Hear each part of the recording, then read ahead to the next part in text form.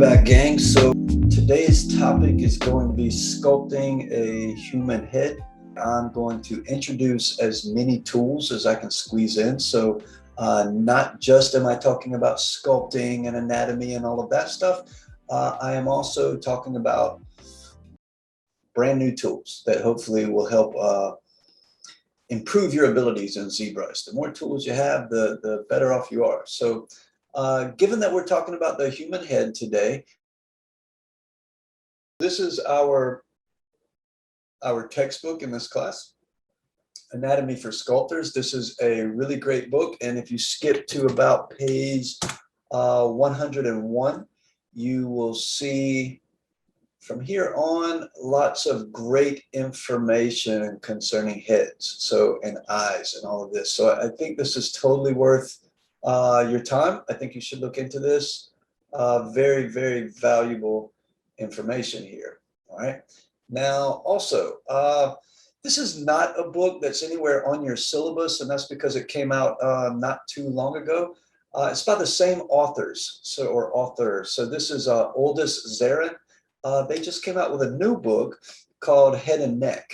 And so this is a really great book. And I think in this one, if you skip to about page 16, let's see. Yeah, there's some great information here. Now I want you to notice these shapes like this right here.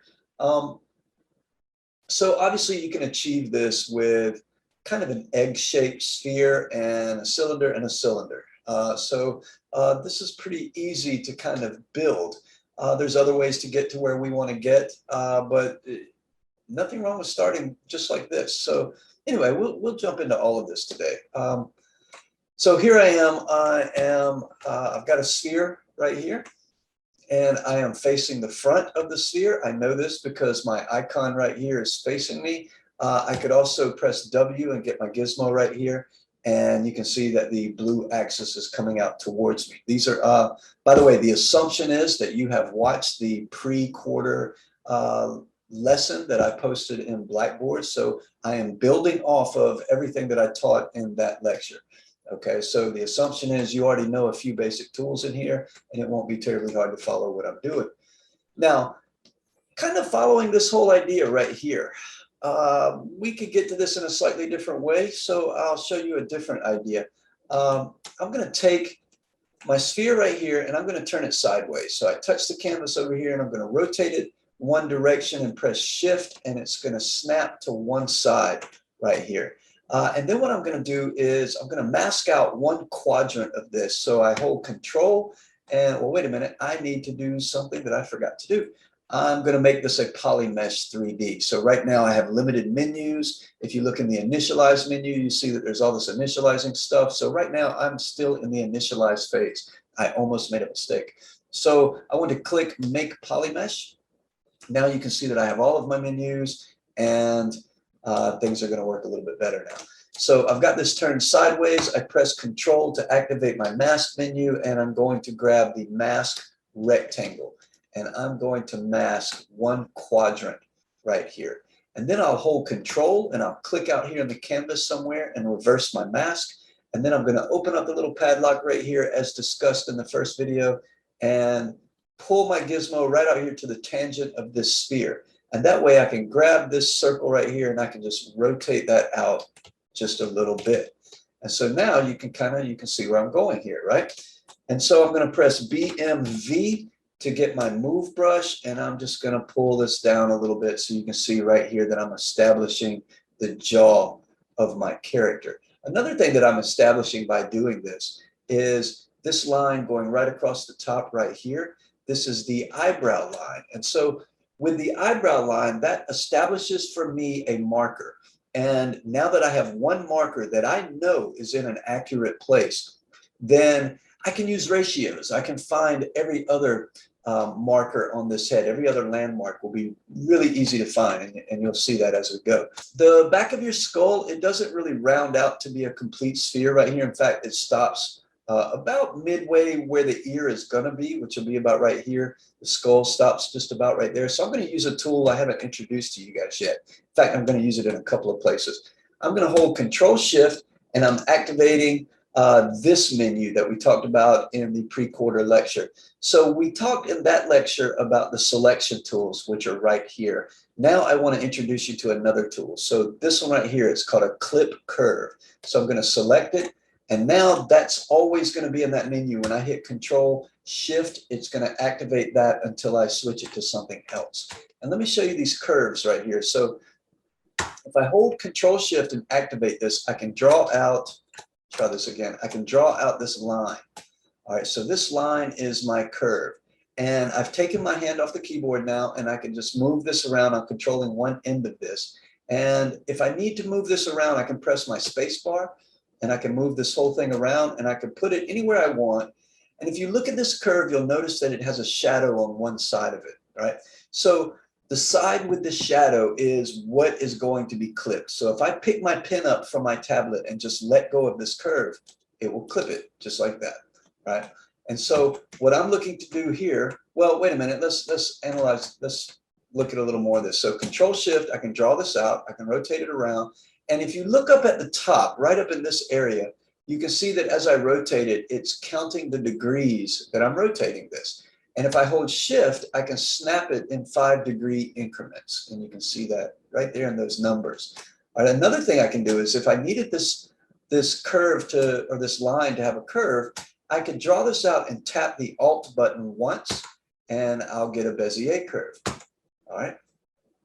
Every time I tap the Alt button once, I can get a Bezier curve, and I can clip it like that. What I can also do is instead of a curve, if I double tap my Alt button, I can get a sharp angle like that right there. All right. So that's my clip curve. Now what I want to do is cut a little bit off of the bottom of this skull. So I'm going to do something about like that, right?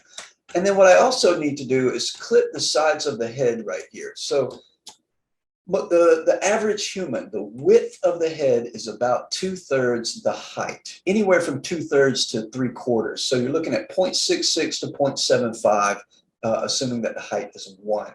So I'm just going to kind of eyeball this, and I'm going to use my clip curve. I have my symmetry turned on by pressing X on my keyboard. You can see that I have the 2 little red dots right there.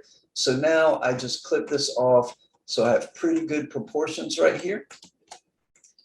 So now that I have that, I'm going to take my H polish. I'll press BHP, and I'm just going to kind of polish this around like this. So right across here, you can see I'm kind of establishing the cheekbones, which is called the zygomatic bone. And so I'll do this. And then right up in this area, I'm going to, well, I want to get rid of this whole kind of clip line that I have right there. So I'm going to use this polish and kind of polish the whole thing out.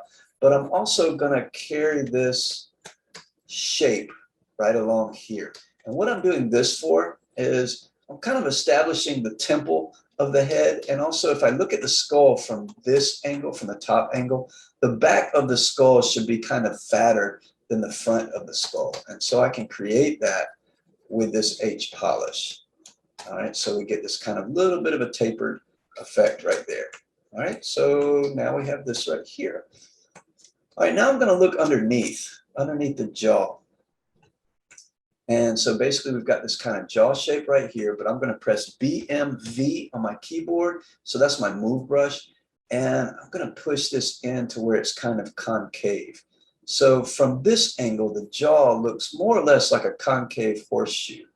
All right, so get this shape. Now, if I'm going for something that's, you know, a very kind of cliche masculine hero character and I want a big square jaw, I could do something like that. If I'm looking for something a little more feminine or soft, I could kind of round it out a little bit like that. Or I could just kind of go somewhere average, somewhere in between, and do that right there. Okay.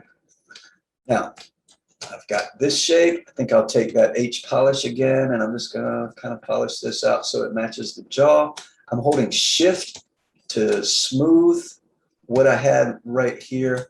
If I back this up, you can see that I have this kind of piece sort of overlapping right there, and I just want to get that wireframe back in there a little bit. Go back to my H polish and polish this out just like that. All right, so you can really see where we're going now. with this. All right, got a basic shape like this. Now, in the process of doing all of this stuff that I've been doing, if I turn on the wireframe by pressing the Poly F button right here, you can see that the wireframe is just all out of whack, right? Now, even if I subdivide this mesh and I go really high poly, that wireframe still has the potential to mess up my marks and to give me something that's not very clean when I start sculpting. In fact, you know, just to prove this, if I were to take, I'm going to take my clay buildup, BCB, and make a mark, and you can see that it's just doing something like that, not very clean. Even if I subdivide it, Control D, I'm going to subdivide it a couple of times. You can see that over here, my clay is pretty nice, but then when I get right here, that clay gets pretty janky right in there. All right, so what I want to do is reset my wireframe as I sculpt, especially in the early process of concepting, of just kind of hammering out a basic shape that I want to be working with. All right, so we have a tool for that. So if I go into Zbrush, or I'm sorry, if I go over here to right below the subtool menu, there is the geometry menu where we found the subdivide button last time in the last lecture. I'm going to go down here a little bit to a menu called Dynamesh. And right here you have a Dynamesh button and you have a resolution button. So I'm going to turn on my wireframe so you can see this. Dynamesh resets my wireframe for me. So if I click Dynamesh, I'm going to get this button right here. Now, this one's tricky, and I'm going to talk more about this another day, but I have subdivisions already on this mesh, and that's what this menu is popping up and saying. It's telling me I have subdivisions, and it's asking, would I like to freeze subdivisions? Now, guys, this is a longer conversation than we need to have right now because this can be a little tricky. So for the time being, click no. All right, so just click no, and what happens when you do that is that the Dynamesh resets your wireframe, but it gets rid of your subdivisions, which in this case, it's not really a big deal. And so we're okay with that. All right, so I've got my wireframe reset. And this is, like I said, really good for concepting. And so now let's continue on. In fact, look under here, it's reset everything. So I can just continue to sculpt. And by the way, after you have turned Dynamesh on by clicking that button, you don't have to click the button anymore after that. So what I can do, like, let's just say I'm stretching something like this way out, and you can see I'm destroying that wireframe. Now, instead of clicking the Dynamesh button again, what I can do is hold Control and just drag out a mask in the canvas anywhere out here, and it will re-up the Dynamesh. So I can stretch that, Control drag, stretch that, Control drag, and I can continuously update that wireframe. So I always have a clean wireframe to sculpt on. All right, so we've got this basic shape right here. And you know what? I'm going to add some other basic shapes. Let's go to my subtool menu. I'm going to go in here to insert, and I'm going to grab a cylinder. I'm going to take this cylinder and let's create the neck.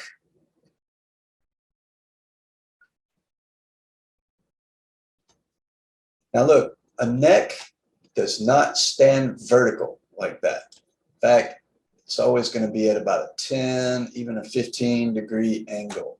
So I'll do something like this. Or if I was being really, really accurate, there's a little curve to this. And if I wanted to add a curve like that, I could click on this little gear, and this opens up a whole menu of deformers. And the one I want is the bend arc. I'm going to click that, and you'll see that now there's this bounding box around that cylinder, and you've got all these little cones. So I'm going to hold Shift, and I'm going to snap this thing sideways. Notice I don't have perspective on, so I'm in an orthogonal view. So I know that I'm snapping on a perfect right angle. And then I'm going to grab this green cone right here. I'm going to pull it just a little bit. See, I can totally deform that with this, but I don't need to deform it that much. I'm just going to do it maybe about like that. And then I've got this gear right here. I want to click on that again, and I'm going to hit accept. All right, so now that's about where I want my neck to be, right there. All right, so I've got my neck, and you know what, just because I'm going to go ahead and add a little more geometry in here, maybe to get just a little bit of the shoulders, just so I can visualize them, even though we're going to be working mostly on the head today, but why not? So I'm going to bring in a cube. I'm going to just pull this down here.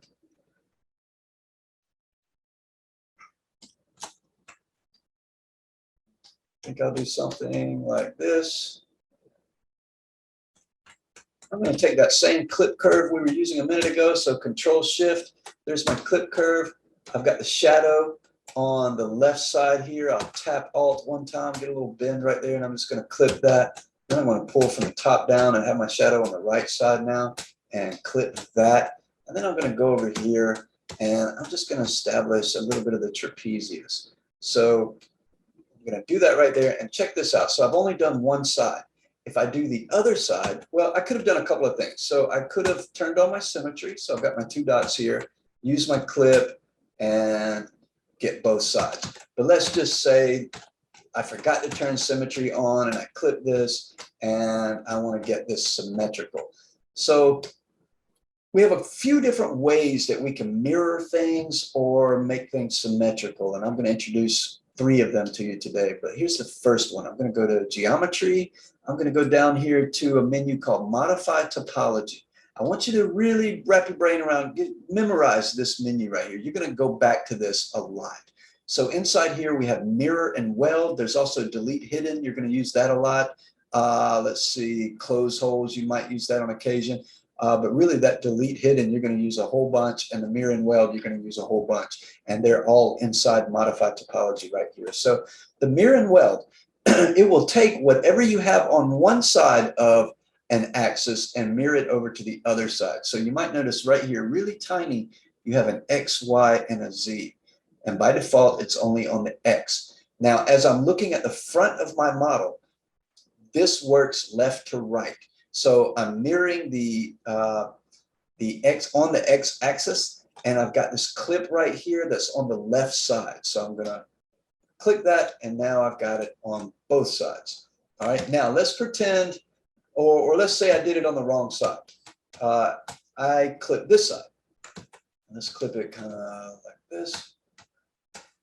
All right, now if I go over here now and I hit Mirror and Weld, it's gonna mirror left to right. So it's just gonna put us right back where we started, right, just like that. So let's say for whatever reason, I've clipped this here and I need to get that over to the other side. We have another mirror. So I've told you before in the last lecture that there's usually at least like 3 ways to do things, and they're always a little bit different. So this time I'm going to go down here to deformation menu, whoops. And inside here we have a mirror button and the same little XYZ axes right there. This does different. This mirror, instead of mirroring something from one side over to the other, it just flips it. So if I click this, it's just going to flip that over to the other side. So you see, so if I've put something on the wrong side, on the right side, I can go into deformation mirror, flip it over to the left side. Then I can go back up here to my Modify Topology to Mirror and Weld, click that button, and now I've got what I'm looking for. So all I'm establishing is just kind of a basic, I'm just putting in a little bit of geometry here to give us something to work with. Now what I can do, we were talking about Dynamesh earlier. I'm going to grab the neck here. The neck is in my stack over here. The neck is sitting above that little chest trapezius area that I put right there. So down here in the subtool menu, we've got merge, all right? And underneath is merge down. So I use this one a whole bunch. So here's what we can do. We can take the one that's on top. I've got my neck and my body. I'll grab the one on top, and then I'll go down to merge down. And this little menu will pop up. You can either click OK, or what I do is I click always OK, so I won't see this menu pop up again. It won't bother me anymore. So I'll click that. So you can see that right here, we've now merged both of those pieces into one subtool. Now, if I turn on my wireframes and we look closely, you can see that even though these guys are both in the same subtool, they are still actually separate pieces, all right? And so this can come in handy. Now, also, while we're here, let's also notice that the neck is one color and the body is another color. So these are called polygroup. And if I were to go down here and hit group split, splits it back up into 2 separate subtools. So that's just one way where these polygroups can be really, really useful to you. Now here's something else. Let's go back and do this again. Let's grab the neck. It's sitting above the body in the stack. I'm going to go down here to merge, merge down. All right, so we've got them both into one subtool. Now, like I said, they are separate pieces, but I'd like to fuse them into one solid airtight piece. And so I'm going to go to geometry again. We already mentioned that Dynamesh will reset your wireframe when you're stretching stuff. What it will also do is fuse two pieces together if they're in the same subtool. So I could go down here and I could click Dynamesh, and you'll see that now these two things have merged together. All right, so they are actually one piece. And here's another little piece of information. This is kind of random, but you've got this little paintbrush icon right here, and this is mostly used for when you are painting or when you are applying materials. And we'll talk more about that another day. But as it pertains to Dynamesh, if I have this little paintbrush icon turned off and I activate Dynamesh, when this fuses together, I'll still have my original poly groups. And so potentially I could use those to split things up again or to do other things. But if I go up here and turn on that little paintbrush icon and then go back down here to Dynamesh, hit Dynamesh, it makes them both one poly group. All right, so these are little, I don't know, just little pro tips, little things that can help you along the way. Now, for me, I'm going to keep my poly groups until I have a reason not to, because who knows, you never know, you might need it. So I'm going to turn off that little paintbrush. I'm going to hit Dynamesh, and then I've got this stuff right here. So now I have these two pieces fused into one group. I'm going to press X so I can get me some symmetry. And all I wanted to do here was just to have a little bit of room to come in and kind of establish a little bit of what's going to be happening underneath the head here. So I'm just going to take this, and here's another brush for you. If I hit BTD, so this is the trim dynamic. It's really good for taking edges off. Now, if I go back to that H polish, which is pretty similar looking, it will take edges off too, but you might accidentally like slip over to one side of the edge or the other, and it will just sort of squish that edge in a way that doesn't help. The trim dynamic, however, it's a lot easier to just go down that edge. This is really useful when you're doing hard surface or just trying to clean something up. All right, so anyway, I've got this right here, and my goal was never to do a whole lot of sculpting down here at the moment. I just wanted to establish a little bit of the neck. All right, we'll just leave that like it is. In fact, I'm going to take this clip curve, and I'm just going to do something like that. All right, so let's get back up here to my head, and let's continue moving on here. Okay, so we've done some nice adjusting here, and now we want to establish some landmarks. And I mentioned at the very beginning that when we masked out that one quadrant of the original sphere, it gave us a line right across here. And that line is going to be my eyebrow line. All right. Now, if I have this one marker, this can be useful in so many ways. I can find so many other things, and I can make sure that what I'm working on is proportionally accurate, that things are in the right place. So here's the thing. If I go from my eyebrow line down to the bottom of my chin, halfway, which is right about here, is the bottom of my nose. All right. And then if I go from the bottom of my nose down to the bottom of my chin, halfway is what we call the teeth line.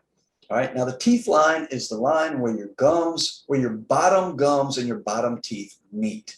It's also the bottom of your bottom lip. So I can just kind of sketch out my mouth right here. And I know that it's more or less in the right place. I'm sure we'll have to make some adjustments as we go, but we're just kind of sketching in. And what I'll also do is I'll look at it from underneath the jaw. And what I want to do is right here where the mouth is, I'm going to use my move brush, and I'm going to just pull this out. All right, we want this to be kind of round right there. And after I pull that out, I'm going to come in at about a 3/4 angle, and I'm going to grab the corners of my mouth, and I'm just going to pull them back a little bit. So you can see that just by doing this, we start to establish the laugh line right there.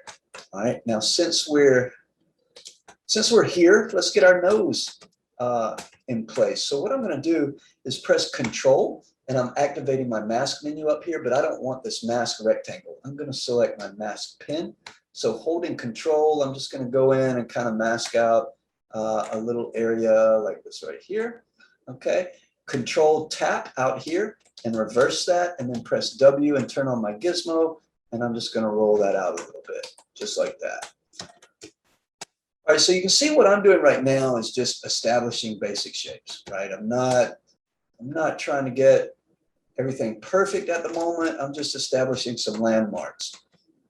All right, now if this is my eyebrow line, then right below this is my eye sockets. And so I'm just going to dig out those sockets. I'm using, I'll press BCB and I'll get to clay buildup, and I'm going to hold Alt, and I'm just going to dig out the eye sockets right there. Just a little bit. All right, so now I have a pretty good idea of where things are going to go. All right. I'll take a really big move brush and just kind of make some minor adjustments here. All right, so this is where we are. So a little kind of fair warning or piece of advice. You can see that I'm just kind of blocking things out right now. I'm not really getting into any major detail at the moment. I want to know where things are going to be first, right? And it's a really good idea as you work to, at all times, keep everything at the same level of completion. In other words, I'm not going to get stuck in one place like my nose right here and just work on it for 2 hours until it's perfect and it's done, and then everything else hasn't even been touched yet. That's just a bad idea. It can cause you problems in a number of ways, not the least of which you might end up using Dynamesh at some point. And when you start using Dynamesh, you'll see it sometimes the resolution doesn't do what you think it will do. And you could have a ton of detail on this nose and for whatever reason need to use Dynamesh, and then you lose some of the work you did on your nose. And so you lose 2 hours of your time. So that and a number of other reasons, it's just a good practice to be constantly moving around your entire model all the time. Remember that you're working in 3D, so that sometimes something may look really good from one angle, and then as soon as you rotate it just a little bit, you'll realize that, wow, it doesn't look so great at any other angle. And so always be moving and always keep everything at the same level of completion. All right, so I've kind of got this little bit marked out. The lips are, I'll be honest, the lips are kind of bugging me. So I'm going to come in here and just do a little bit of correction to make me a little bit happier. All right, so I'm just going to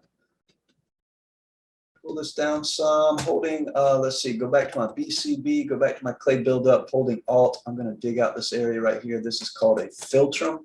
And then I'm going to take my Dam standard. This is a Damian standard. So Damian standard makes a mark like that. So if you hit BDT, you'll get the Dam standard, but wait a minute, BDS, I'm sorry, BDS.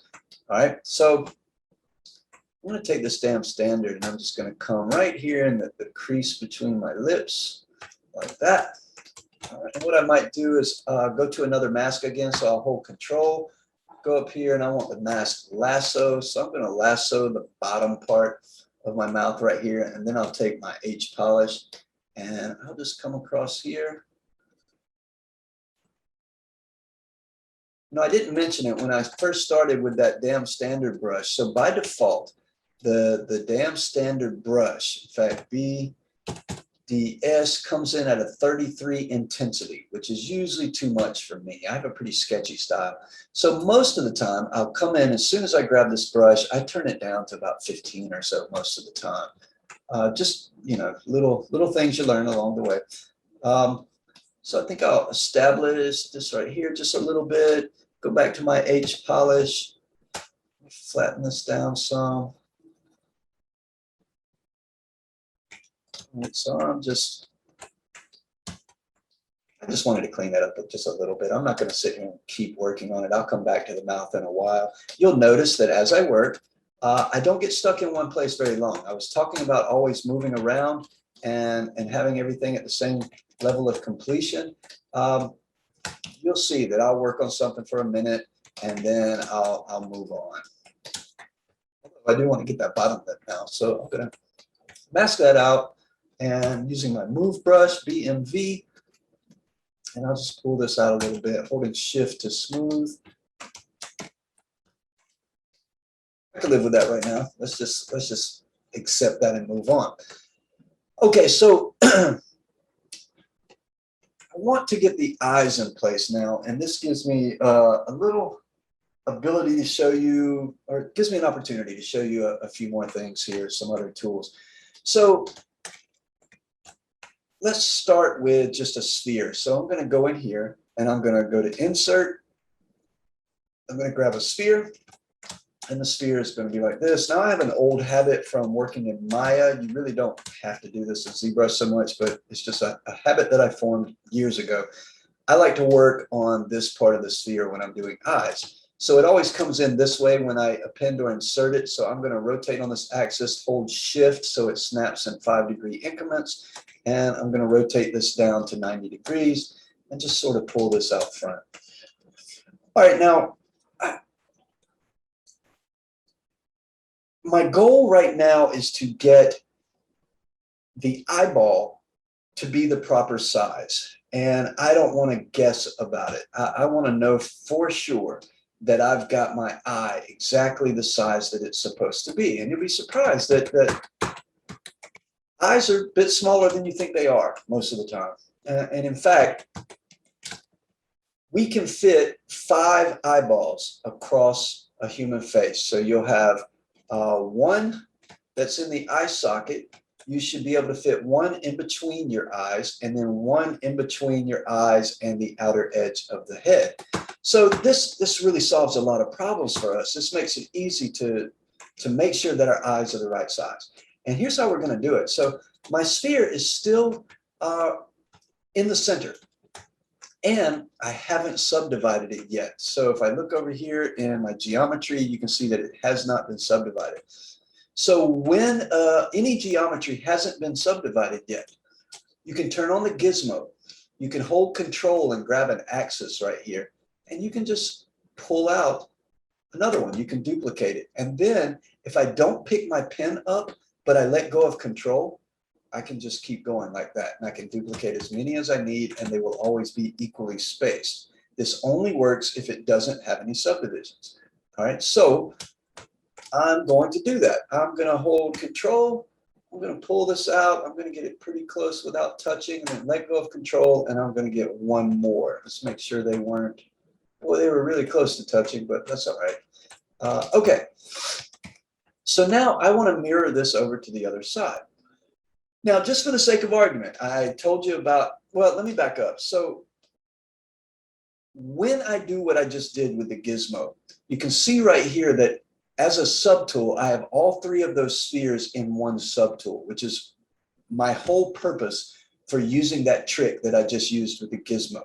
Now, there's no reason why I couldn't have just duplicated the subtool here because in my subtool menu, right down here is a duplicate button. So I could just duplicate another one of these, and I could have duplicated out 5 eyeballs. But it works better for me right now if I have them all in the same subtool. And that's why I use this technique with the gizmo. So, all right, I've got these 3 guys right here. I want to mirror them over to the other side as well. So mirror these 2 over to this side.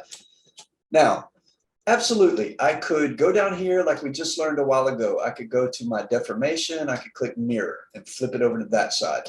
Then I could go to geometry, and I could go down here to modify topology, do a mirror and weld on the x-axis, and I could get right there, and that's where I want to be. There's no reason why I can't do that, except I want to show you one more mirror tool. All right, so here we are, back to where we started. I'm going to go up this time into this menu called Z Plugins. In fact, I'm going to go over here and double click and open up this tray, open up Z Plugins, grab the little button here and drag this over. Now, most of your plugins come default with ZBrush when you install it, or if you're working on a computer at Monty. But there are other plugins that you can download and install that you can get off of the Pixelogic website or off of, there are forums and other places and stuff you can buy as well. So the plugins is a great way to just add extra tools to your ZBrush. All right, and what we're looking for in here right now is in the Z plugins, I'm going to go all the way down to, where are you? Subtool Master right here. And in Subtool Master, there's all kinds of different tools here for different things. The one I'm looking for right here is mirror. So this is a third type of mirror, and it works differently. Now, the first two that I showed you, well, let me test something real quick. I don't want to tell you guys anything wrong. Let's see. Yeah, okay, that's what I thought. So here's what I did. I was testing something. So I hit Control D and I subdivided these spheres right here so they had one subdivision. This mirror and the mirror and weld that's in your modified topology, neither of those will work if you have subdivisions. If you have subdivided your model into something high res, they just won't work. And then there's other workarounds that you have to do that I'll discuss when the time comes. But this mirror doesn't care. And this is why you might want to use this at some point. So like Control D, I've added a subdivision right here. It doesn't care. I can click mirror. And what this is going to do is this mirror pops up.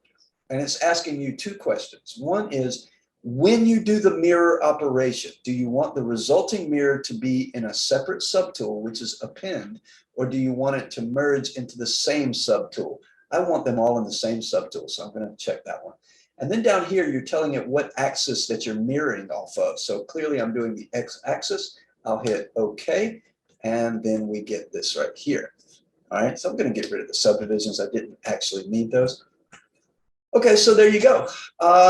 I have 5 spheres, all equally spaced. I'm going to press W and turn on my gizmo. I'm going to make sure my gizmo is in the center by clicking this little icon after the padlock is opened.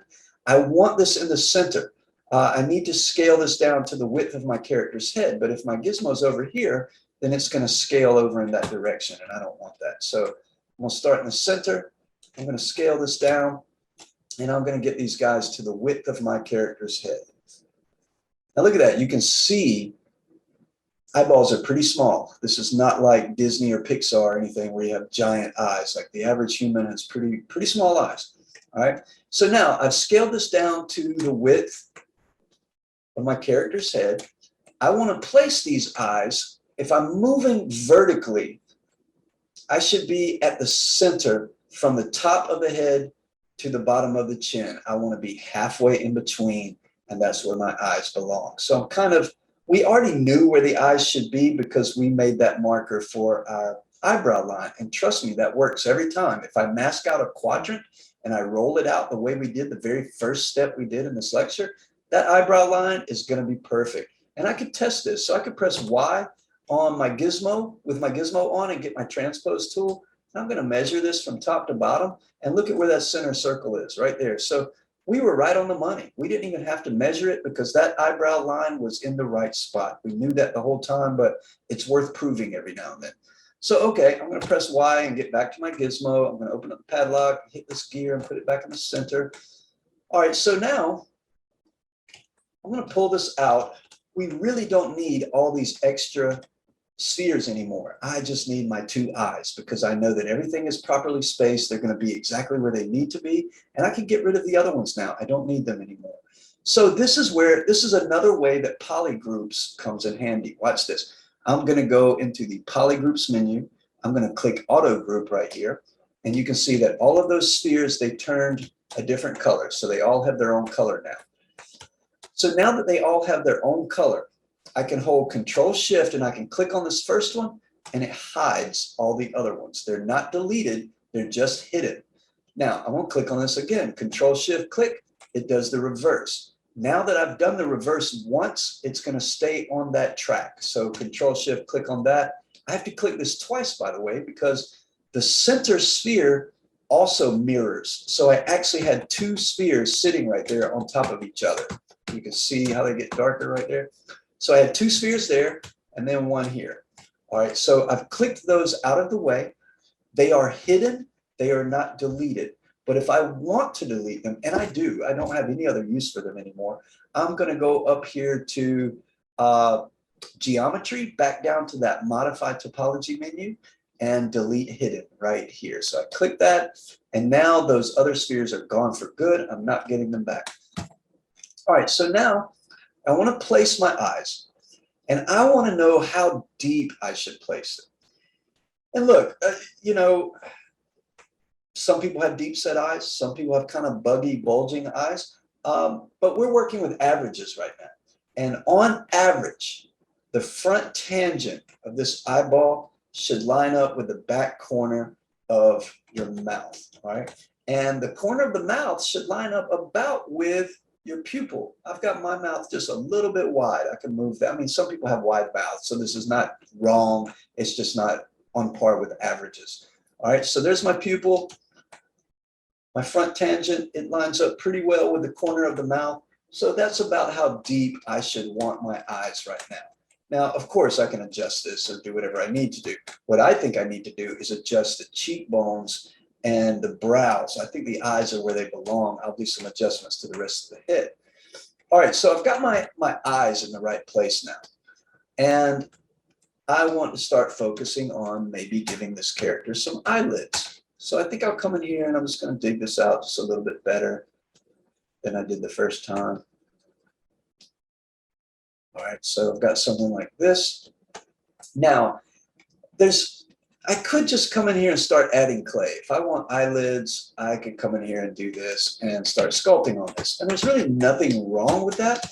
But I have a way that I like to do that I think is a lot cleaner. And to be honest, if you're working on a pipeline, at first, what I'm going to show you may seem like extra steps, but it's actually a time saver down the pipeline.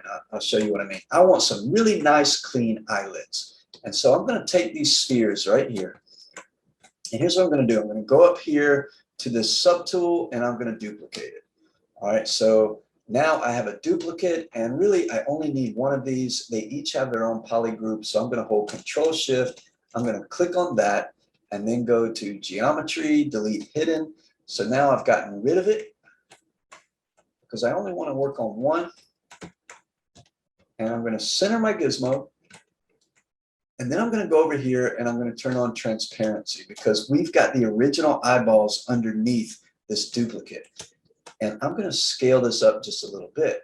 And so you can see the width right here.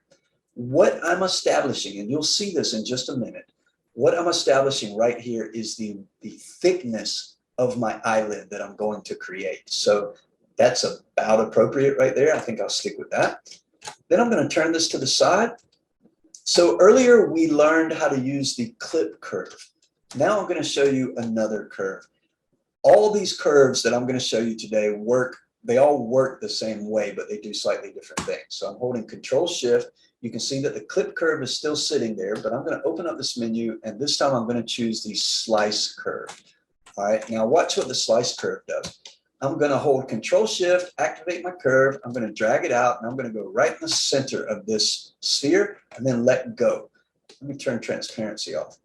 So you can see that it really didn't do anything except slice the wireframe. Like the sphere itself is unaffected. But what it did was it created polygroups for us. And these polygroups can come in real handy.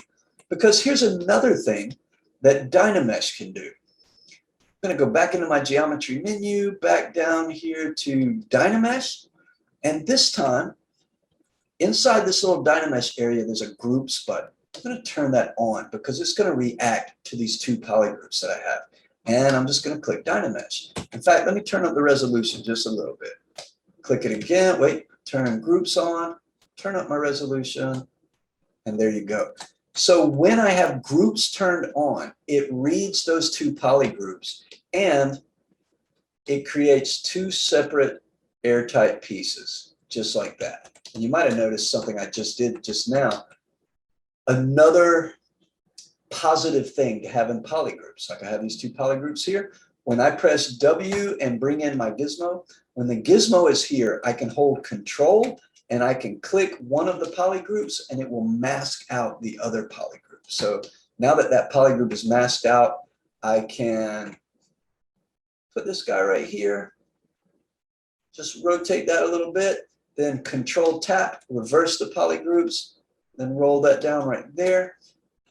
And now look at this. I have perfect consistent thickness going around my eye, perfect consistent thickness going around this one.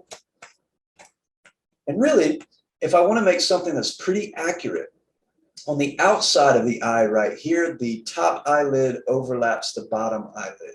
On the inside, it kind of depends on the person. Most of the time, nothing happens, nothing overlaps anything, but sometimes the top will overlap. Really depends on ethnicity and other things. But in most people, regardless of ethnicity, and most people on the outside here, the top eyelid overlaps the bottom. So what I'm going to do is just take this whole thing. I'm going to scale it just a little bit like this so I have space to work with the little, some people call it a tear duct that goes right here. It's also called a caruncle. So for the little flesh that goes right there, a little bit right there, I'll just elongate that a little bit. And then what I can do is control tap so that I have, you know what, let's do it the opposite way. Control tap. And then I'm going to bring my gizmo right over here to this corner. And I'm going to scale this in just a little bit like that. So now the top eyelid is overlapping the bottom.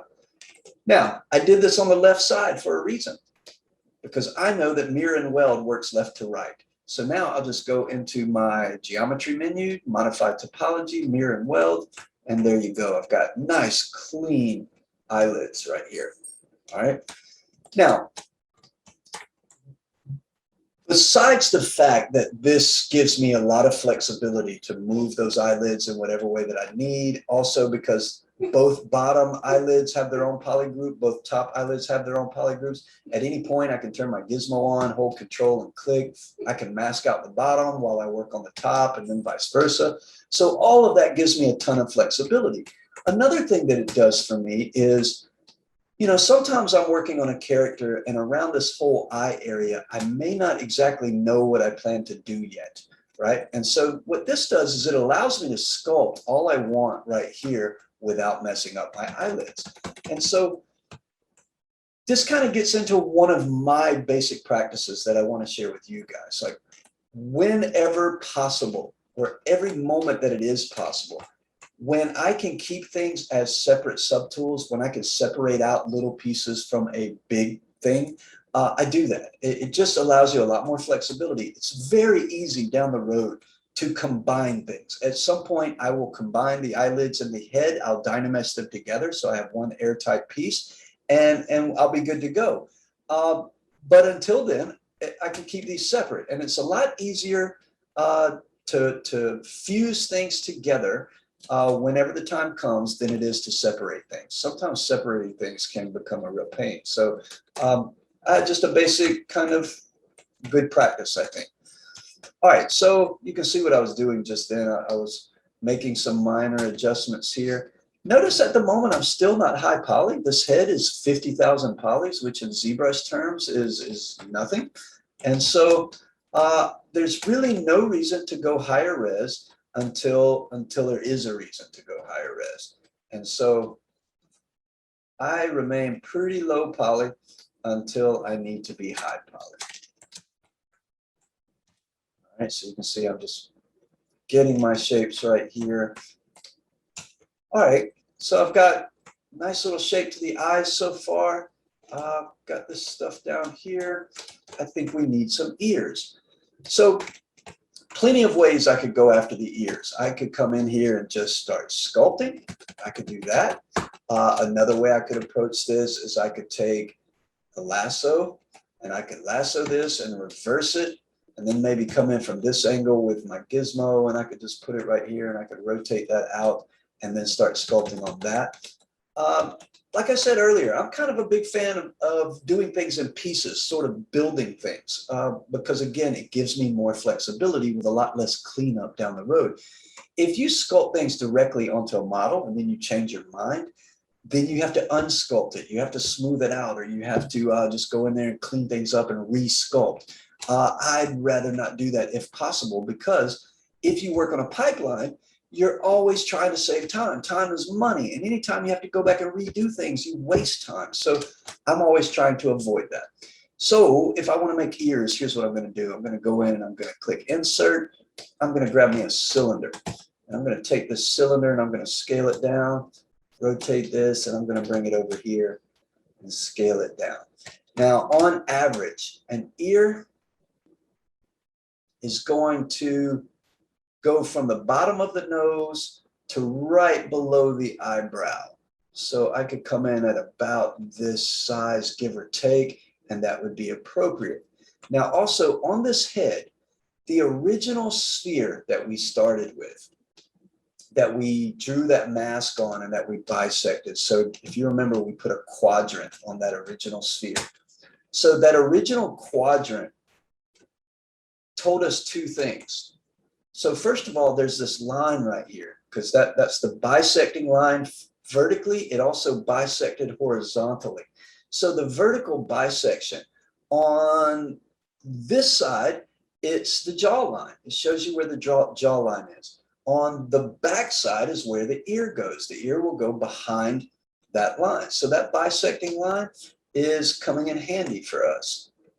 There's also another little kind of rule of thumb that you can associate here. I learned this a while back. So if I were to take this ear that I'm creating right now, and I don't quite have the size and the shape exactly the way I think it should be, so I should wait until I do, but a little rule of thumb that you could also go by is I could duplicate this and bring it out here. And if I turn this ear sideways and put it right at the back corner of my eye, so a sideways ear should fit in between the eye and your ear, just like that. So that's another way to kind of measure and make sure that you're putting things in the right place. Let's get rid of that. All right, so I've got this, this ear right here. I'm just gonna adjust it a little bit. Now, I'm also thinking about the back of the ear, and you know, I could get in there and I could sculpt and play around with that shape. But another thing that I have just found is easier is I'll come in and insert a sphere. So I'll take this guy right here, I'll scale it down, and I'll just place it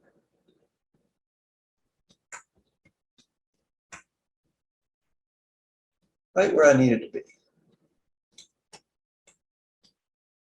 So maybe I need it about like that. Maybe about right there. All right, and once I'm happy with the placement of that, I'm going to take that H polish of mine and I'm just going to flatten this down so you don't see it anymore. Just squish it in. Went too far there. Let me try that one more time.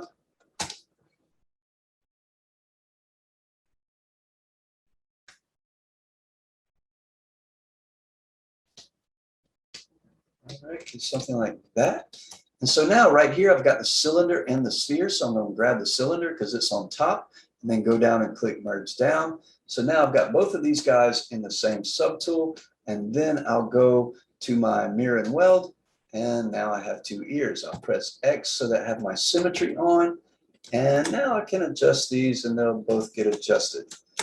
Now your ear kind of leans backwards just a little bit. So let's rotate that. Let's get it right behind the jawline where we want it to be. And so that right there is a pretty good place for these ears, at least for the moment. And we're going to adjust these a little more as we go, but not yet. Well, maybe I'll take a move brush and just...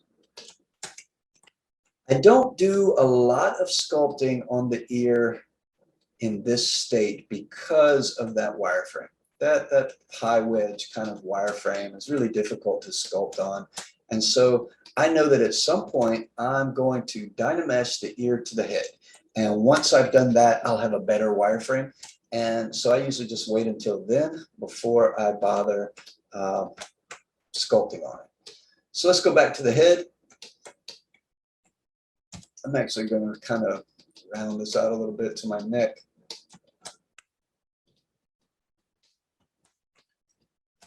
You can see now that I have everything in place that a skull goes to about right here and then it starts curving in about midway on the ear. All right, so now we've got pretty decent proportions. I think that I'm going to go ahead and start putting everything together and then we'll start really refining this even more. So I've got the head, ears, my eyeballs, eyelids, and then the neck and the chest. So I'm going to keep my eyes out of this. You never, ever dynamesh the eyeballs to the rest of the head. You just don't want to do that. Think about it as like an animation character. Your eyeballs are always going to have to move. They're going to be rigged so your character can look around. So eyeballs will always be a separate piece. They'll never be fused to the rest of it. The eyelids, you would dynamesh to the rest of it at some point. I'm not quite ready to do it yet, though. I want to keep those a little bit separate until I do some more sculpting up here on the head. But the head, the ears, and the neck and stuff, let's go ahead and put those together. So I'm going to go down here. I'm going to merge down, merge down. I've got all of these guys in the same subtool now. But remember, just because they're in the same subtool does not mean that they are one piece. And so I need to dynamesh it to get that looking right. So I'm going to go into geometry, go to my dynamesh. It's already on. So all I have to do is hold control and drag, and I can activate this. And so now you can see that all of this has been fused together. This is all one airtight piece. All right. So that's not looking bad so far. All right, let's go in here now and let's start working on these ears. So I think I'll hold shift and just do a little bit of smoothing right there. I'm choosing my clay buildup brush because I'm always using it. And I'm pressing Alt, and I'm just going to start hollowing this out a little bit. Now, when you sculpt your ears, I strongly recommend that you have some references in front of you.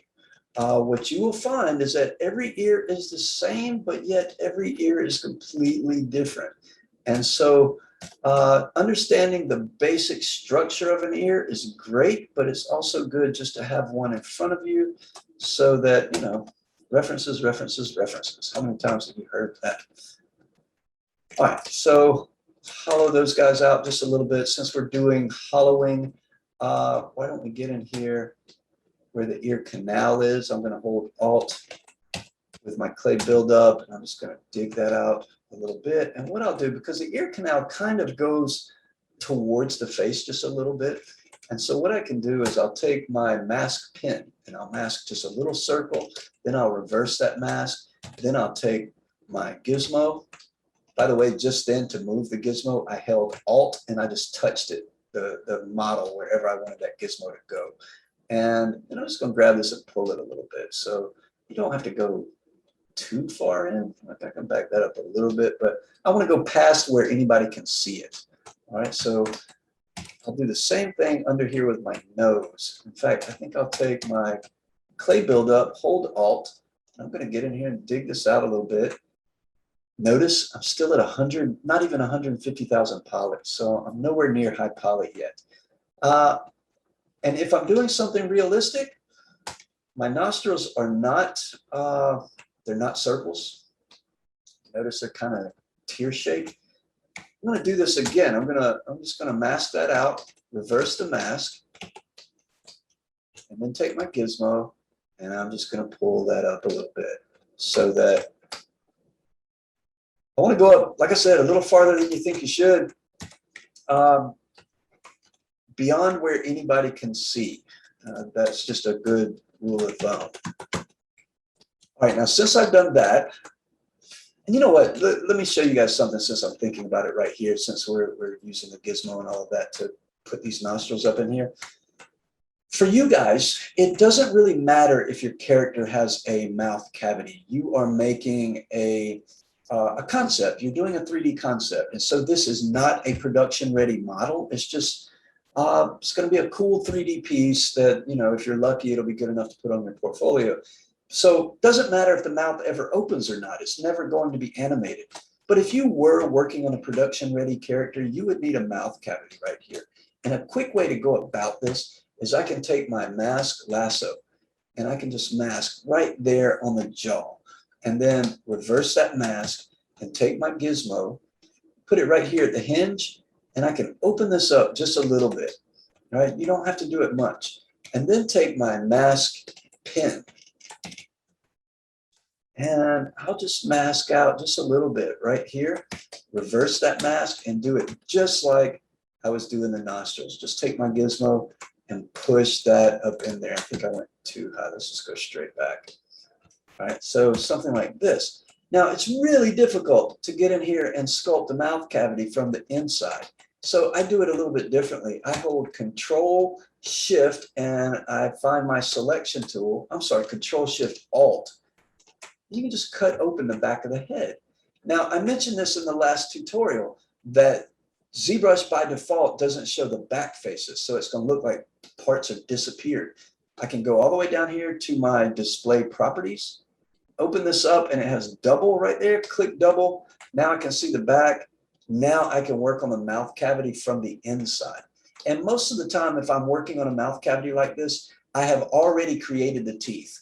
And so I'll have the teeth sitting right there, and then I can form fit the mouth cavity around those teeth so it's nice and snug and organic looking. So that's the way I would go about it if I were doing a mouth cavity. Doesn't matter to me for this class whether or not you guys have a mouth cavity. Totally up to you. All right, so let's see. Let's start cleaning this up just a little bit. So I'm holding Shift and I'm doing some smoothing.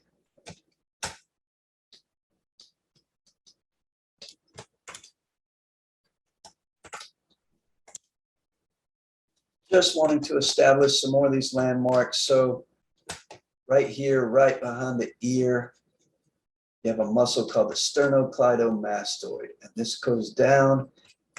You know, on most people, it looks like it connects to this corner of the collarbone right here, but in reality, it actually goes past that and attaches to the sternum. But on most people, it just looks like it goes right here.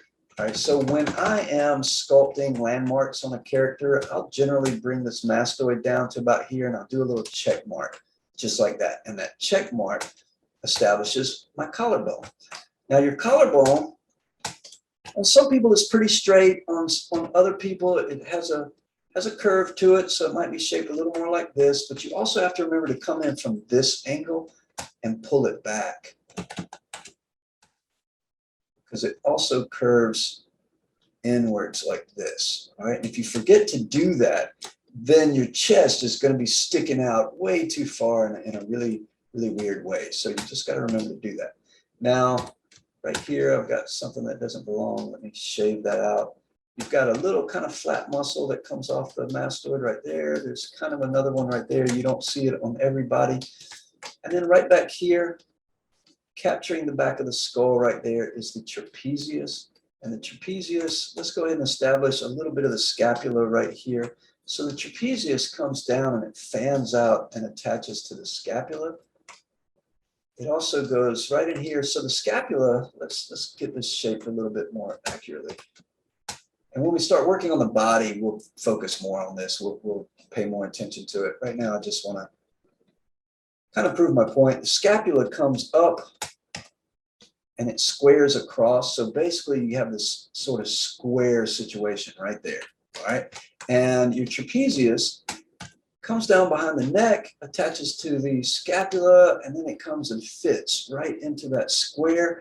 And then it goes a little bit beyond that, and it attaches a little bit to your collarbone right there. So you want to get this full curve happening from your trapezius, and when you do it right, you'll end up with this triangle of space right there. So that's what we're looking for. You can see that I've got a little funny, that shouldn't bow out like that. So let's straighten that up a little bit. We also have a little depression right in there. And if this is a male character, they're going to have an Adam's apple.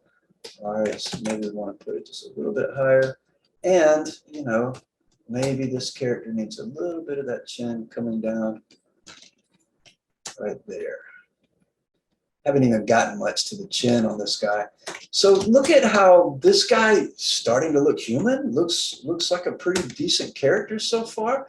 And yet we haven't really even gotten in and sculpted any real detail yet. So the reason I point that out to you guys is form is everything. I'm only at 150,000 polys, and yet I've got a pretty decent form on this character. So it shows you what you can do with low poly. You don't have to be 10 million polys necessarily to have a good looking character. I mean, there's still plenty to do. And you know, even though I'm pretty happy with this form and all of that, oh man, there's so much left to do. I am nowhere near finished. All right, so now we've got something kind of like this. Man, I think this is looking pretty nice. I want to get rid of some more of this. So let me show you another tool. I'm going to hit Control Shift. We've already talked about the clip curve. We've talked about the slice curve. Now I want to show you the trim curve right here. Again, just like all the other curves, it works all the same way. So I want to just kind of cut off this mess underneath the muscles right here. And so I'm just going to go in and kind of do this. All right. And there you go. Now it looks like it does exactly like the clip curve. I mean, in fact, I can't see any difference unless I turn on the wireframe. And when you turn on the wireframe, if this were a clip curve, it would be the continuation of the wireframe above. It would just curve around the corner and it would be the same wireframe. But with a trim curve, it gives you a separate poly group and you have this kind of triangulated stuff right here.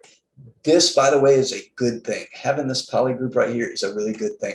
We're going to start exploring some other tools soon where I'll be able to show you why that's a good thing. But for now, just take my word for it. And you know what? Let me step back for just a minute and show one more. I want to dive a little bit deeper into these curves. So I'm just going to take this sphere. Now, it looks like these curves kind of do the same thing. And to a great extent, they do. But I want you to understand the subtle differences. All right, so first of all, I've got my symmetry turned on. I'm going to select clip curve, and I'm just going to trim one side of this. All right, so symmetry works. And just like I was saying earlier, you can see a continuation of this wireframe. It curves around right there. So that's a clip curve. It just flattens or squishes the mesh. It also allows me to work with symmetry on. Now, if I choose slice, so we talked about that. I've got symmetry turned on. I go to do a slice, only slices one side, no matter if I have symmetry on or not. So if I needed this to be a symmetrical slice, I would have to go down here to my deformation. I would have to do a mirror, and then I would have to go up here to my modified topology and do a mirror and weld. All right, so that's how I would be able to achieve that. All right, so no symmetry with the slice. Then I'm going to go to my trim curve. I also have symmetry turned on. Same thing. It won't let me have symmetry.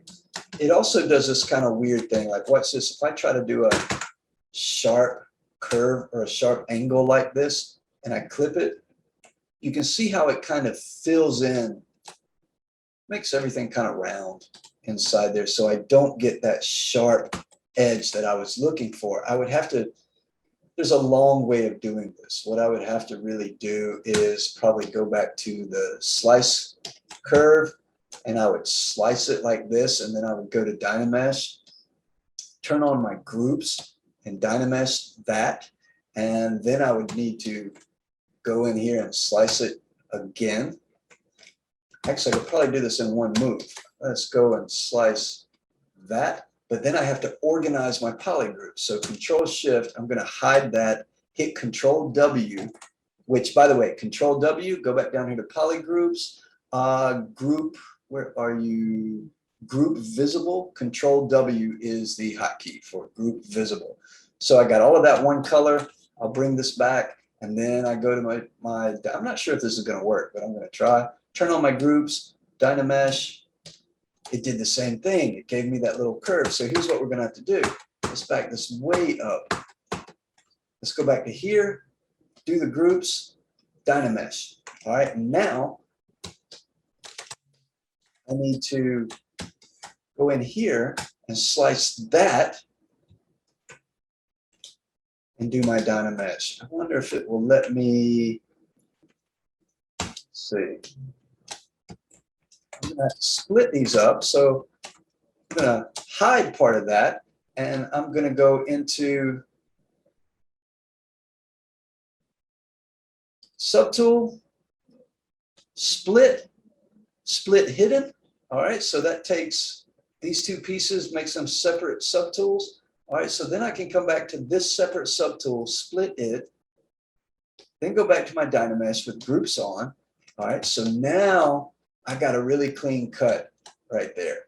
All right, so now I have to split these up, or I could go about this different ways, but I'm going to do a group split, and then I got to merge these other two pieces back together and Dynamesh them back together. So I'll go back down here to merge down, got those into the same place, then go back to my Dynamesh, turn groups off, and Dynamesh that back together. So you see how that can just all be, wow, that could be a pain.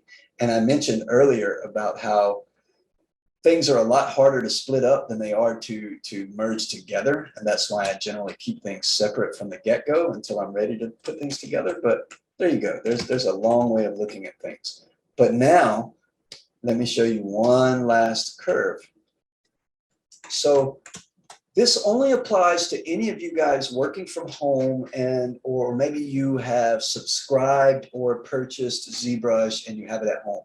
You might notice that I'm using 2021.7. In Monty right now is 2021.6. All right. In 2021.7, they've brought in a new brush. This is brand new, a knife curve. All right. It operates just like all the other ones. And I've got my symmetry turned on. And look at that. It works with symmetry, just like the clip, but let me do this one more time so you can see it better. There we go. But it gives you a poly group just like the trim curve does. However, we don't have all of that triangulation. It gives you a nice quad wireframe. So this is my new go-to brush. I wanted to show you all those other brushes because it's good to know about them. But now that they finally gave us this knife brush, I've already been using it, and this is the one that I'm going to be using the vast majority of the time. They all have their uses, and you can understand the different quirkiness. Like some of them will let you use symmetry, some of them won't. But there you go. There's all of your curved brushes. So now let's come back to this guy, and let's start actually making this guy look right.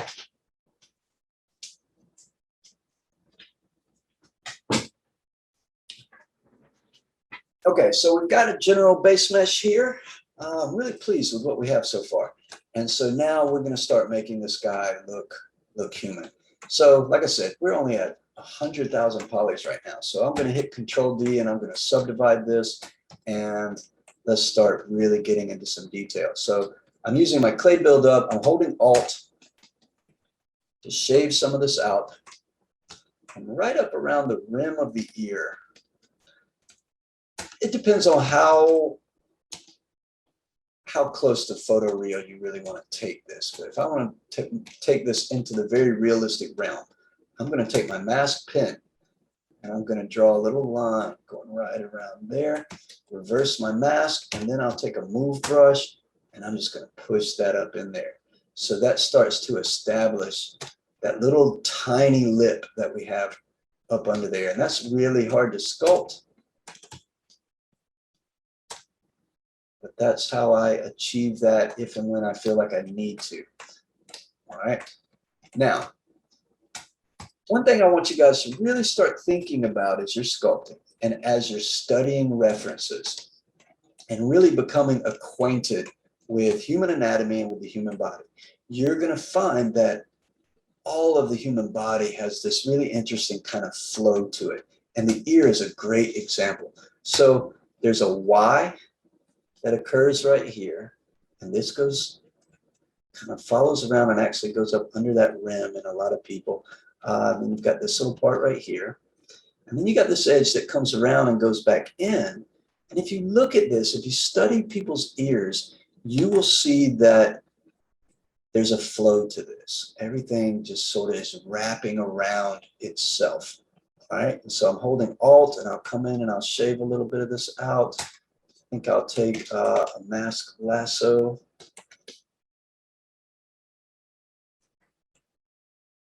That way I can adjust this and get that flow really looking the way I want it to look.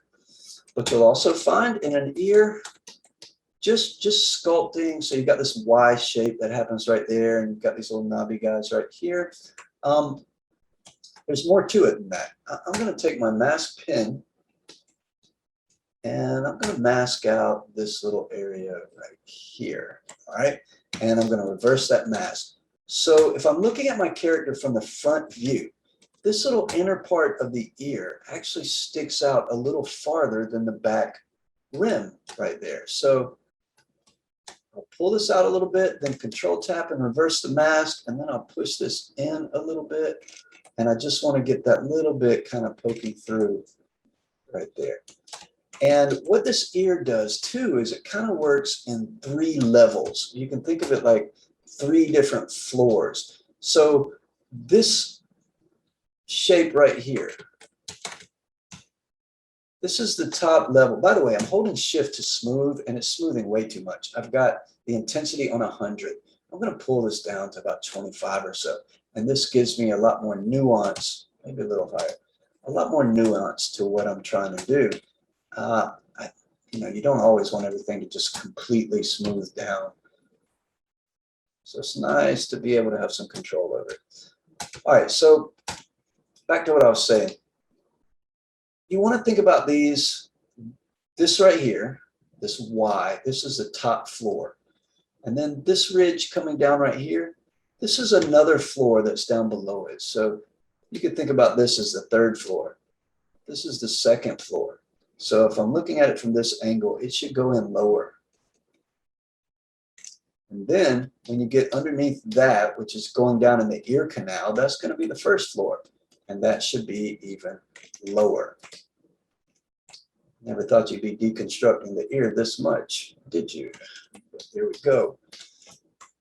All right, so all of these are little things that you want to consider if you're trying to really get an accurate ear right here. Also, watch this. Let me see if I can make something happen. Okay, see how I'm adding clay right here and it's subtracting it from the other side? So if parts of the mesh are sufficiently thin, when you add clay to one side with pretty much any clay brush, it will subtract it from the other side, just like what just happened. Now, sometimes that's a good thing. Most of the time it's a bad thing, and we don't usually want it to happen. So that's a back face issue. So the way to make that stop happening is go up into your brush menu. And down here, you will find auto masking. And then inside auto masking, right down here is back face mask. If I turn that on, now if I go over here and add clay, it will not subtract it from the other side. So it's masking the back faces. Now, your first instinct might be, hey, let me just turn that on and leave it on. Yeah, maybe. It can also get in your way. Like if I were to come into the same spot with a move brush and let me turn back face on. By the way, notice that everything I do to one brush only applies to that brush. So I turn back face on with the clay buildup, but when I chose my move brush, I have to turn it on again. So you see this side of it? It's moving, but the other side is the back faces. They're not moving, right? So if I needed to move this whole chunk of clay right here, a back face mask would be a bad idea. If I turn off the back face, now I can move the whole thing, right? So, sometimes you want a back face mask, sometimes you don't. Now, in my case right now, I do. I want to add just a little kind of chunkiness to this one piece. This little knobby guy right here. You can also try another brush. If you hit BIN, it's the inflate brush. So I just inflated that piece a little bit. And then I think I will kind of draw another little knobby guy right there. And then I'll take my damn standard brush and just use kind of a little line that goes right around there. And then I might want to just adjust some of this so that this goes up and in. This goes down a little bit. And let's smooth that out. All right, so now we're getting a decent looking ear.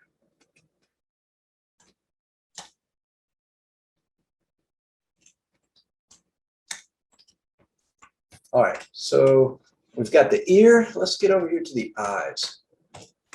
So, you know, I mentioned earlier, some things depend on ethnicity and other things, but I'm going to get in here and I'm just going to kind of create a plane that goes from right here in my eyebrow and then kind of covers a big part of my eyelid right there.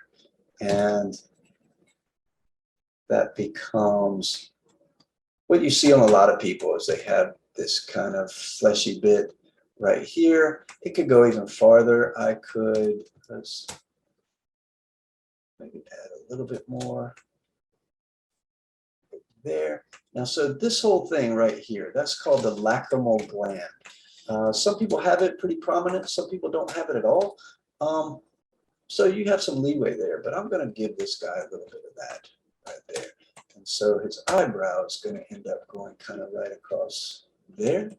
All right, so we're looking at something kind of like this. And then I'm going to want to get in here and fix these eyelids. I'm about to attach these eyelids to the rest of it. All right, so I think I'll just give myself a little bit of space right here because I know that I'm about to be working right there. So I'll do that. All right, let's take these eyelids. We want to merge them down to the rest of the head. So come down here, merge down. All right, and they're still separate pieces. I'm going to Dynamesh all of this together. So I think let's go to Dynamesh. And I've got my resolution, not super high, but high enough. And let's, oh wait, I have my groups button on. That was a bad idea. So it's going to split this guy up into, yeah, you can see it splitting right here. Let's hit Control Z and undo that. Let's get rid of that groups button. Now let's hit Dynamesh again. All right, so you can see that all of this has fused together. I still have a nice clean edge around my eyelids, but I want to get in here and sculpt in the corner of this. I want to get my eye looking right. Got just a little bit of clay in my way right here. So I'm holding Alt. You might notice that when I'm using clay buildup, oftentimes I'm subtracting clay as much as I'm adding clay. And I tend to use my Alt button with my clay buildup. Sometimes it's kind of like a polish. I mean, I'll just come in here and shave things off. All right, so I want to get the rest of this happening right here. So see how far it's kind of sticking out too far. It's not wrapping around the eyeball the way it should. So I'm going to take my mask lasso and I'm just going to kind of mask right along there. I use my masks a lot to keep me from messing up parts that I don't want to mess up. And I'm going to turn this at kind of this angle, take my move brush and just push that back to where I think it ought to go.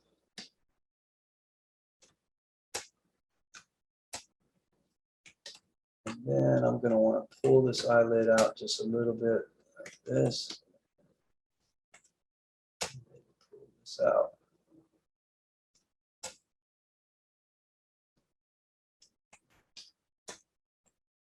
All right, now we're getting somewhere.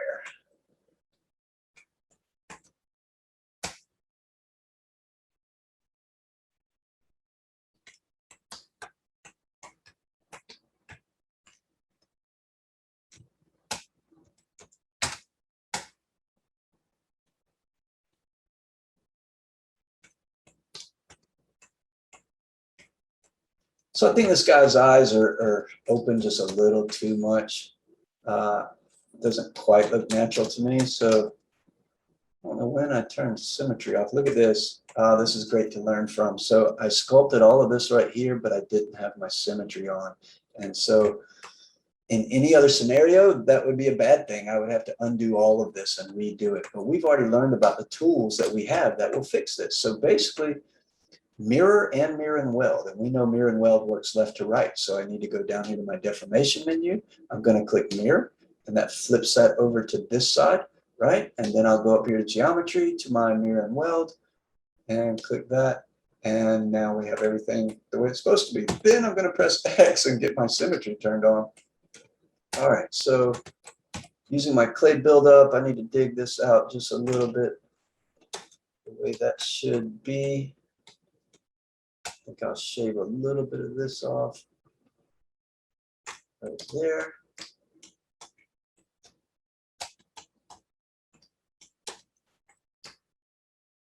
By the way, I've been sculpting this entire time in an orthogonal view, which is not a great idea. I was so wrapped up in teaching you guys tools and everything else that not a great idea. So take a look at my model, the way it looks right now. Now go over here to perspective and turn that on. Oh, that looks completely different. So yeah, I should have had that on the entire time. That looks like that. That looks like that. All right. This is just how it's going to look when it gets kicked over to Maya or any other 3D software. So really good idea to have it on. Oh man, here's another little thing that can happen sometimes. This is great. We're having bad things happen, which give us an opportunity to fix bad things. So you see these little holes? This happened when I used Dynamesh. Sometimes if your clay has gotten too thin, when you use Dynamesh, you'll get what we call in the business Swiss cheese. So we've got this Swiss cheese right here. We can fix this. Worst case scenario ever, I mean, we're going to use Dynamesh again to fix this. If I ever had to, I could take another piece of geometry and just plug that hole with it. I could take a cube or something and make it kind of a rectangle, a really small one, and just shove it in there and merge it into the same subtool and Dynamesh it, and it'll all become one airtight thing. So you literally can plug a hole with another piece of geometry. What I think we can probably do here is I'm going to take my inflate brush and I'm just going to inflate this until it overlaps. Do the same thing on the back side. All right, until I think that has kind of a sufficient amount of thickness, which I think it does right now. We'll know in a second. And then I'll go back to Dynamesh and we'll just Dynamesh it again.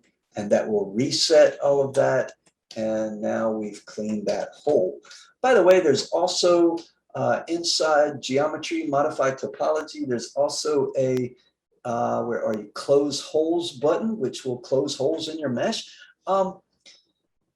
Because it had holes on the front side and the back side, it had the potential of closing the holes in a very not cool way. So I decided to use this method that I showed you guys. And just, I've had a lot of experience in this, and I think that that was probably the better way to go about it. Now, I'm going to go back with my pen again. I'm going to make a really tiny little line right there, reverse that, and then just take my move brush. And this is what got me in trouble the first time, by the way. This is what made that mesh so thin. But I'm trying to do something that's pretty photoreal here. By the way, I've got this mask, and I'd like to kind of smooth along the edge of the mask right there, but you can see I've got that jagged edge. With a mask on, if I hold control and just tap the mask, it will soften the fall off around the edge of the mask, and I can just keep tapping that and it will keep softening that. If you go over here into your masking menu, you'll see that you have blur mask, sharpen mask, grow mask, shrink mask, and if you have 2021.7, there's now also boost mask and dilute mask, which is kind of like blur and sharpen, but it keeps the edge, like if I blur this, the edge starts to widen out, so it moves. If I use boost, it dilute blurs it and boost sharpens it, but it does it in a way that doesn't lose the edge of that mask. Now in my case, I actually wanted to blur it. I wanted to soften that, and now I can come in and just sort of smooth this a little bit. Now we'll get away from it. All right, so that was cool. We got to troubleshoot some issues right there. Let's get back to the eye here. I'm pretty happy with the shape we're doing here. I want to come around on the outside though. I want to soften this up. I don't want to leave these things looking like spheres, the ones that we started with. I want this to look organic. And so I'm going to come in and kind of soften this up, fill in the gaps a little bit. I am going to carry this eyelid, the outer eyelid, kind of out a little bit. And you know what? I'm going to establish the temple right there. And then let's talk about this zygomatic bone right here. So you've got this edge of your eye socket, which is a bone right here, and it connects to this bone right here. And I think the whole thing is called the zygomatic process, if I remember right. But either way, even if I'm not remembering it right, you got this bone. This is your zygomatic bone, and it's your cheekbone. And on a lot of people, it kind of has a little bit of a convex curve happening right there. And maybe all of this needs to kind of straighten up a little bit. And smooth this out. All right. Now, when I'm sculpting my character, especially when I remember to turn my perspective on, I like to look at my character from a 3/4 view right here. I want to look at the silhouette because, man, I can really see that cheekbone from this angle. I think my guy's a little too strong, so I'm going to push that down. But, you know, sometimes it might not be strong enough. But if you look at it from this 3/4 angle, that's going to really be helpful to you. And if you ever look at a skull, you'll know that there is kind of a hole right here. This bone kind of circles, the skull right here kind of goes in and makes a hole while this bone circles around it. So that's actually the shape of your skull right there. I would strongly recommend, don't just study muscles, study the bones. If you know what sort of structure lies underneath, then, man, it can really help to inform your overall sculpting. Now, right up here, we have the procerus. So the procerus is what you frown with. All right, so it's shaped a little bit like that. And then right up here on the very top, you have what's called the frontalis. This is kind of a flat sheet of muscle. Now, right now, I guess I'm basically sculpting a male. All right, so a male has kind of a sloping forehead right here. A male has a pretty strong brow. I mean, I guess most of you guys have done enough work in art school that you know that there are differences between a male and a female in the skull. And for a male, the top is kind of right here in the center of that original sphere we started with, and it's pretty round on average, kind of like this. If I were making a female character, kind of an average female, I would push this down a little bit and I would pull the forehead forward a little bit. So this gets a little closer to a female shaped skull. All right, let's back this up. Got some nice shapes happening here. I'm pretty pleased so far.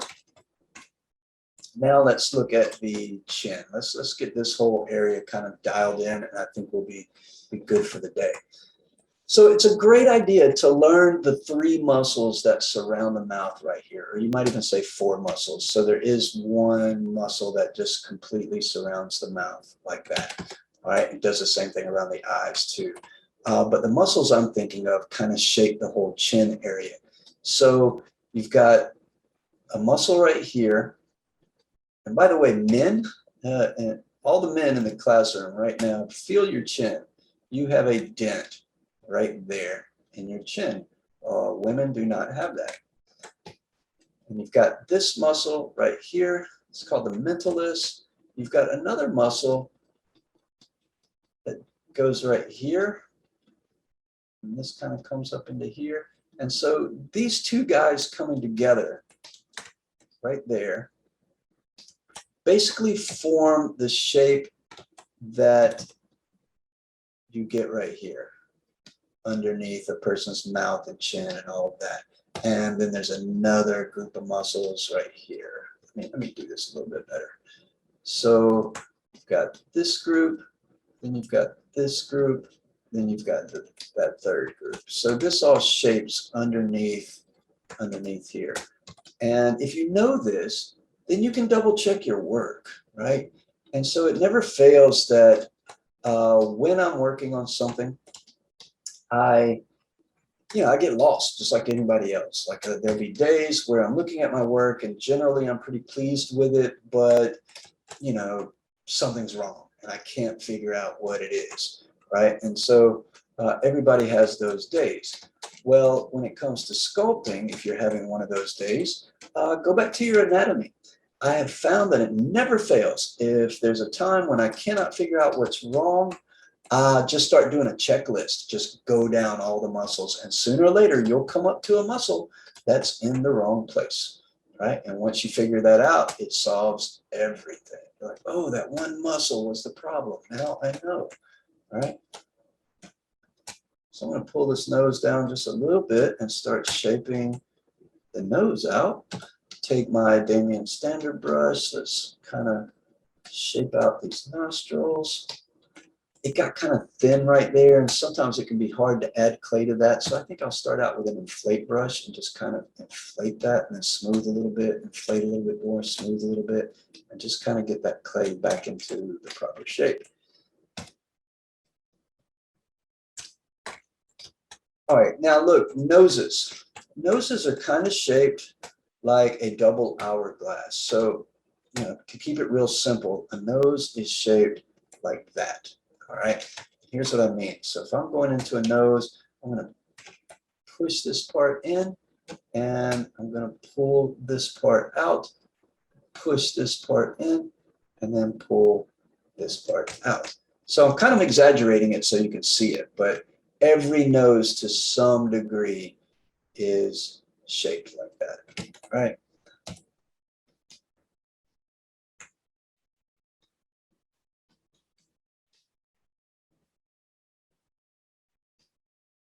There are different planes to the nose. Look in your anatomy book and you'll see all of this.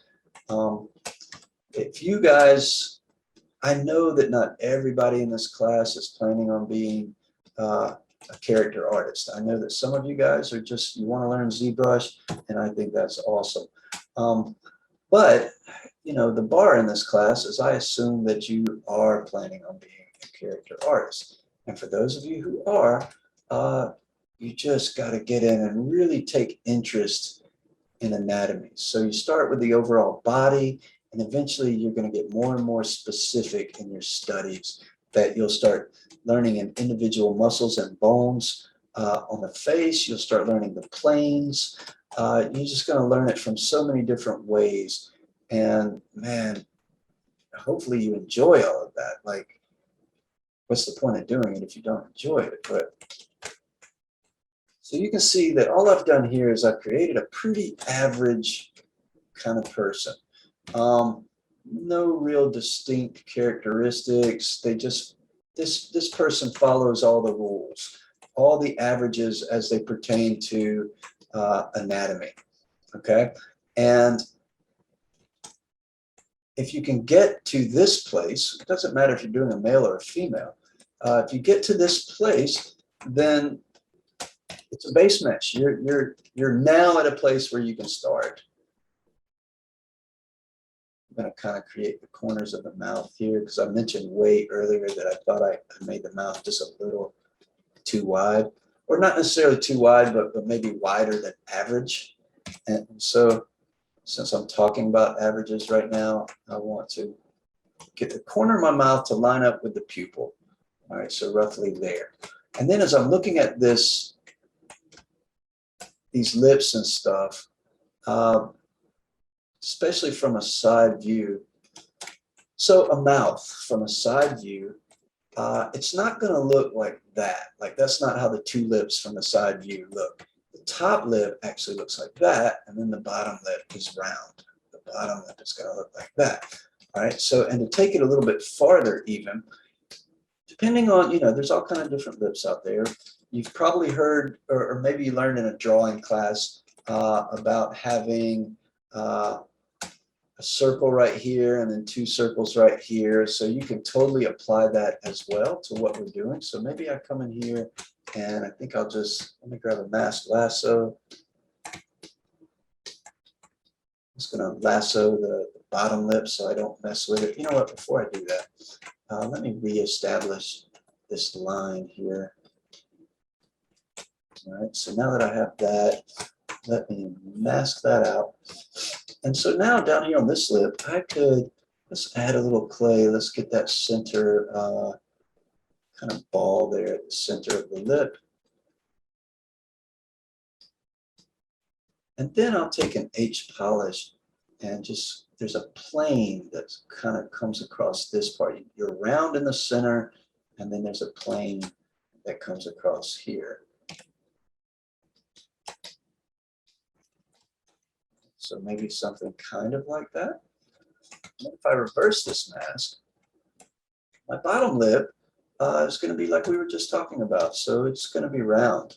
So I can just do these kind of vertical brush strokes that I just did, or I could take a mauve brush and pull this out to whatever degree I want, depending on how big I want that lip to be. All right, but I could get something like that, right? Get my laugh line back in here.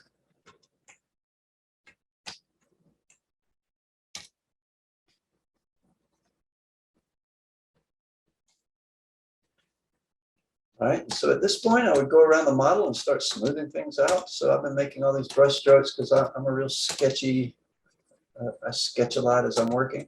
But now I can go back around and start smoothing this out. I think I will mask out the bottom eyelids, and I'm going to pull the top eyelids down just a little bit. I don't like my characters to have their eyes wide open in a kind of creepy, scary way, because most people, their eyelids are kind of halfway down.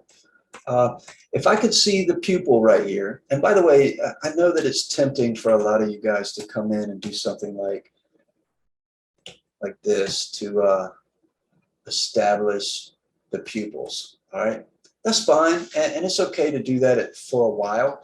But look at what happens to the eyelid right here. So that's not giving you a proper form to build the eyelid around. And so just not the best idea. In fact, the best idea for what we're going to do in this class, a sphere will be fine. But in reality, you would really have a cornea right there, and a cornea has a bulge. So if I were to come back, let's grab a sphere. Let's take this sphere. I'm going to rotate it 90 degrees so that I'm looking at this right here. It's low poly. I'll take my rectangle. Maybe I get rid of, well, let's turn perspective off again. Let's get rid of the space where the iris is. So right now that's just hidden. I'll go to my geometry, delete hidden under modified topology. And then here's a tool we're not going to talk about for another couple of weeks. But anyway, I'm going to throw it in here. If you get really curious, you can Google this. It's called a Z modeler. So if I hit BZM, this is our tool that we do box modeling with. So I can grab this edge and I'm going to tell it close hole, convex. I'll grab an edge right here and I'm going to go left and right with my pen for altitude and up and down with my pen for resolution. And then I'll get a shape kind of like this. And then I can, well, I think I went a little too high with that. And you know what, just to kind of do this in a fast and dirty kind of way, I'm going to, by the way, I didn't talk about this, I don't think. That's your silhouette. This is great. This is a great tool for looking at your silhouette. And this right up here is a great tool for seeing which direction you're facing. I customized that as a character that I sculpted. This is called Cam View. And if you want to do this yourself, customize your own Google Cam View. And you can figure that stuff out. But all I'm going to do right now is I just want to kind of lessen how much I've got that poking out. So let me do that. All right, subdivide this once or twice. All right, so that's actually what a cornea would look like. So if I were really, really sculpting something photoreal or doing a production ready model, I would bring in a cornea. And you'll see that if I take this cornea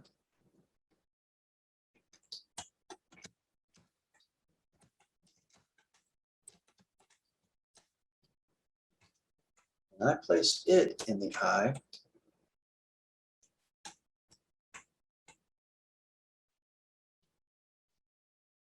then I look at the eyelid.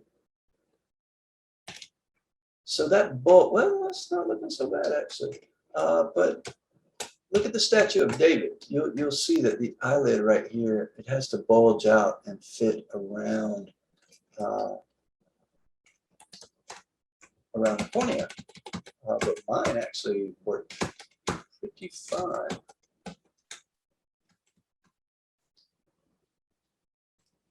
All right, so you might do it this way with a cornea, but then you have to make a production eye.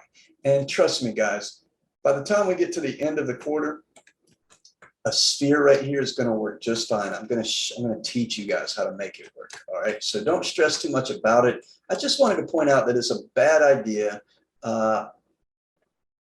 to come in here and create an iris this way because of what it does with the eyelid right there. So I would just leave this as a sphere and you're going to be fine. All right, let's turn on perspective. Here's what we have right now. And if I wanted to render this, you've got BPR sitting up here. Get a little shadow on that. So here we go. I think I could definitely stand to do a little more cleanup on my nose. My nose isn't quite there yet.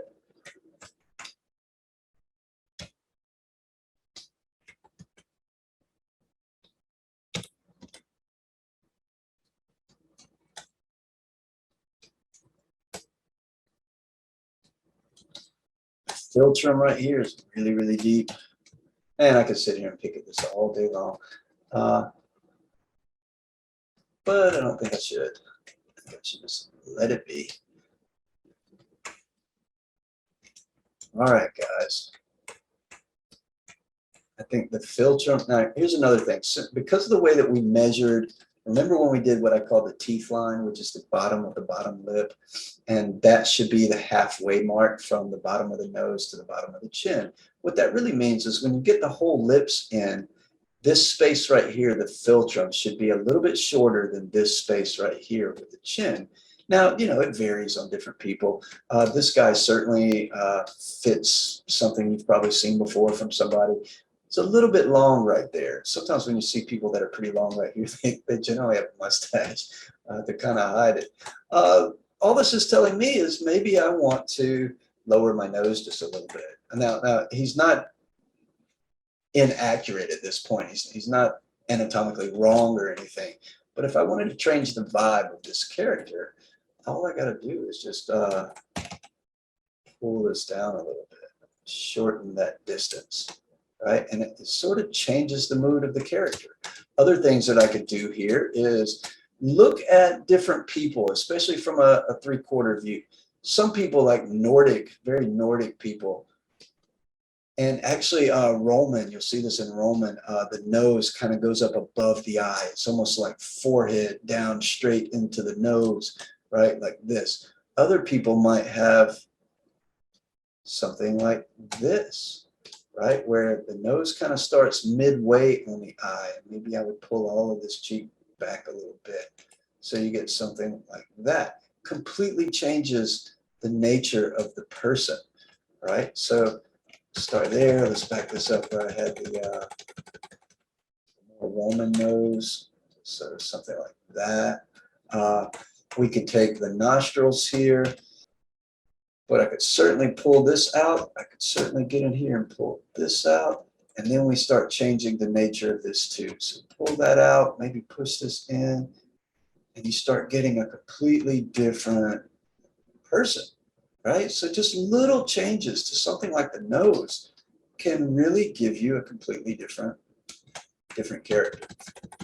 So look, guys, that's it. That's a human head. And so what I recommend with you guys is follow this video, follow this tutorial, look in your anatomy book, get you a base mesh of a human head. This is where you need to be before second class, right? And so get this done. It doesn't have to be perfect, right? But once you have a base mesh, then you can start adding character to it. Then you can start dealing with the personality.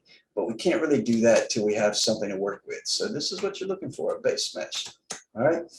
Okay, guys, that's lecture number 1. I hope this helps you guys. I am signing out. Have a wonderful day, everybody.